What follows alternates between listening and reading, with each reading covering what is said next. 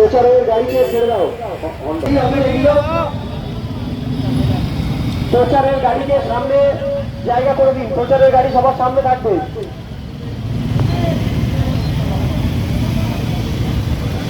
বাইকগুলোকে আমি অনুরোধ করছি, বাইকারদের আপনারা প্রচারে। একদিকে রাজনৈতিক মহলে যখন যে কোনো ইস্যুকে কেন্দ্র করে সাম্প্রদায়িক রং লাগানো হচ্ছে, ঠিক সেই সময় দেখা মিলল সম্প্রীতির মেলবন্ধনের।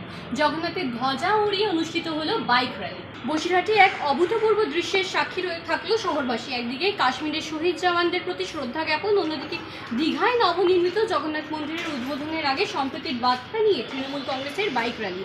বসিরহাট পৌরসভার 16 নম্বর ওয়ার্ডের টাকি রোডে আয়োজিত এই র্যালিতে অংশ নেন প্রাক্তন ফুটবলার ও বসিরহাট প্রাক্তন বিধায়ক দিব্যেন্দু বিশ্বাস, বসিরহাটের তৃণমূল সাংগঠনিক জেলা চেয়ারম্যান সরোজ বন্দ্যোপাধ্যায়, তৃণমূল নেতা সুরজিৎ মিত্র সহ অন্যান্য কাউন্সিলর ও কর্মী সমর্থকেরা। বাইক র্যালিতে জগন্নাথ দেবের পবিত্র ধ্বজা উড়িয়ে প্রায় 10 কিলোমিটার পথ পরিক্রমা করেন তারা। এই র্যালির মূল উদ্দেশ্য ছিল দীঘায় তৈরি হওয়া জগন্নাথ মন্দিরের উদ্বোধন সম্পর্কে সাধারণ মানুষকে অবগত করা এবং বাংলার সাংস্কৃতিক ও পর্যটন শিল্পে এই মন্দিরের গুরুত্ব তুলে ধরা। র্যালিতে সকল ধর্মের মানুষের স্বতঃস্ফূর্ত অংশগ্রহণ সাম্প্রদায়িক সম্প্রীতির এক উজ্জ্বল দৃষ্টান্ত স্থাপন করে।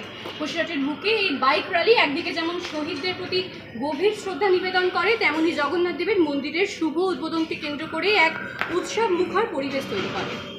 মাননীয় মুখ্যমন্ত্রী মমতা বন্দ্যোপাধ্যায় যে কথা বাদলদা সরোজদা বললেন, যে দীঘার যে মন্দির স্থাপন হয়েছে, এটা একটা বাংলার মানে সামাজিকভাবে বাংলার একটা মানে অকল্পনীয় একটা ব্যাপার, যেটা আমরা সবাই জানি এবং যার প্রাণ প্রতিষ্ঠা আগামীকাল হবে এবং পরশুদিন মন্দিরের উদ্বোধন হবে। সেই উপলক্ষে আমরা বসিরহাটের প্রতিটা মানুষকে জানাতে চাই যে মমতা বন্দ্যোপাধ্যায় একটা অসাধারণ সৃষ্টি, যার উদ্বোধন আগামী পরশু এবং কাল প্রাণ প্রতিষ্ঠা হবে।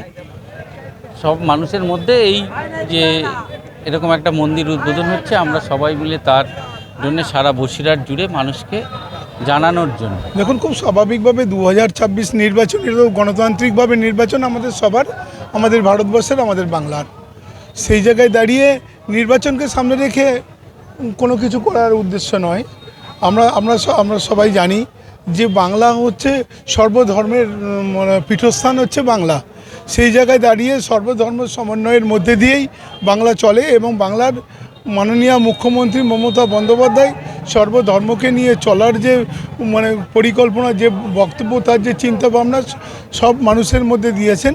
আজকেও তার মধ্যে দিয়ে আমরা দেখতে পাচ্ছি জয় জগন্নাথের মধ্যে দিয়ে আমরা বাংলায় যে পুরীর জগন্নাথ দেবের যে মন্দির, সেই মন্দির যেখানে বাংলাতে হচ্ছে, বাংলার মানুষের কাছে এটা অনেক বেশি পাওনা। বাংলার কৃষ্টি, বাংলার কালচার, বাংলার সংস্কৃতির সাথে এর একটা মিল আছে।